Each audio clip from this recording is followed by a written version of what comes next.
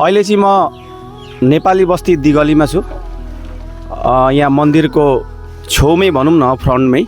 र खुसी मलाई चाहिँ किन लाग्यो भने मैले यो भिडियो बनाउनुको कारण के हो भने नि त, हामीहरू कहिलेकाहीँ सब्जीहरू लिनका लागि यो दिगलीबाट पार भएर हामीहरू गम्भीर सेन्टर पुग्थ्यौँ है। मेन कुरो चाहिँ के हो भने हामीहरूलाई अहिले यो सब्जी दोकानले गर्दाखेरि गम्भीर सेन्टर पुग्नु परेन, आधै बाटोमा हामीले सब्जी पाउँछौँ र यो सुविधा भयो हाम्रो जनतालाई है।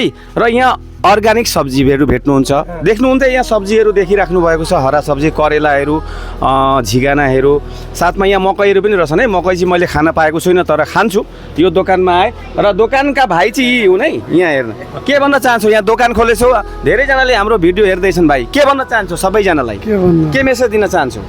दोकान खोल्यौ तिमीले, के भन्न चाहन्छु? भन, राम्रोसँगले भन, समाजले बुझ्छन् तिम्रो कुरा। मैले यहाँ सब्जी दोकान खोलेँ, अब भर्खर स्टार्ट गर्दैछु र गम्भीर सेन्टरमा मिसामारीमा पाउने सब्जीहरू यहीँ पाउनुहुनेछ र सबैजना यो यही दोकानमा आइदिनु, राम्रो रेटमा दिने होला, राम्रो रेटमा दिन्छु। यति नै म अनुरोध गर्दछु। अगाडि के सोचिएको छ? बिस्तारै बिस्तारै बढाउने सोचेको छ र बिस्तारै बिस्तारै बढाउँछु। तपाईँ दादा, तपाईँ कस्टमर हुनुहुन्छ, तपाईँ यहाँ यो दोकान खोलेर कति खुसी हुनुहुन्छ? यो दोकानले तपाईँलाई कति खुसी पारिरहेछ? सब्जी लिँदैछु, सब्जी कति खुसी लाग्दैछ? सेन्टर जानु पर्दैन, कति खुसी लाग्दैछ? पुरा खुसी लाग्दैछ। छेउमा दोकान हुँदा खुसी लाग्दैछ? खुसी लाग्दैछ। गाई सुन्नुभयो सबैजनाले, यहाँ दोकान हुनाले सबैजनालाई खुसी छ। सेन्टर पुग्नु पर्दैन, हर कोही मान्छेको घरमा गाडी बाइक हुँदैन, जानलाई समस्या हुन्छ र हर जग्गामा सबै थोकको सुविधा भयो भने हामी जनतालाई बहुत खुसीको कुरो। र म दीपक सुवेदीले एउटा सानो मोटिभेट भिडियो अर्ग्यानिक सब्जीको देखाएँ। यो सरस्वती मन्दिर लोकेसन, तपाईँहरूले यहाँ आइदिनु होला भाइको दोकानमा।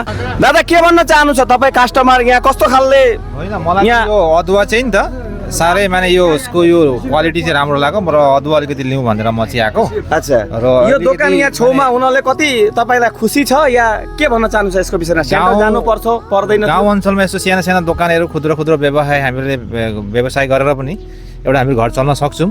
र गाउँमा तुलफुल जुन हामीहरूका माताहरूले खेती गर्नुहुन्छ अलिअलि, हजुर, लिएर यहाँ माने होलसेल पनि दिन सक्नुहुन्छ। हजुर, र दुई धरनको लाभ हुन्छ गाउँमा सानो सानो दोकान हुनु भने। माने घरमा फलेका अलिकति खाएर उब्रिएका सब्जीहरू यहाँ लिएर दिँदा पनि हामीले पनि गाउँघरका माताहरूलाई पनि सुविधा हुन्छ, प्लस यहाँ गाउँका मान्छेले पनि अर्ग्यानिक सब्जी खान पाउँछन्। बहुत बहुत धन्यवाद। यस्तो खालको दोकान हरेक गाउँमा हुनु चाहिँ जरुरी हो। बहुत धन्यवाद भाइलाई, थ्याङ्क यू सो मच। बहुत राम्रो कुरो गर्नुभयो उहाँले र आउने दिनहरूमा यस्तै देख्न पाइयोस्। अर्का एकजना पनि हुनुहुन्छ, के भन्न चाहनुहुन्छ? यहाँ दोकान खोलिएको छ, हर सब्जी पाइँदो रहेछ, धेरै टाढा जानु पर्दैन, यसको विषयमा के जानकारी दिन चाहनुहुन्छ? अच्छा, यो व्यवस्था चाहिँ मलाई साह्रै नै राम्रो लाग्यो। जे यहाँ मैले जुन काँक्रा हेरेँ अघि, यी काँक्रामा त कुनै खालको खारसाङ यहाँ हालिएको छैन जस्तो लाग्यो र यस्तो खालको माल आजकल बजारमा भेटिँदैन र उहाँज्यूले यो जुन पदक्षेप लिनुभएको छ त्यो बहुत राम्रो छ, प्रशंसनीय पदक्षेप छ र उहाँज्यूको दोकान राम्रो चालले चलोस्। थ्याङ्क यू सो मच भाइले, राम्रो कुराहरू गरे। तपाईँले बुझिहाल्नु भयो, अर्ग्यानिक वस्तु हो, देख्दाखेरि पनि हामीलाई त्यस्तै लाग्दैछ। र आउनुहोस्, जतिजनाले पनि मेरो भिडियो हेर्दै हुनुहुन्छ, कहाँ कहाँबाट हेर्दै हुनुहुन्छ, कमेन्ट गर्न नबिर्सिनुहोस्। म दीपक सुवेदी आउने दिनहरूमा यस्तै मोटिभेट भिडियो ल्याउँदै तब तकको लागि थ्याङ्क यू सो मच भन्न चाहन्छु सबैजनालाई।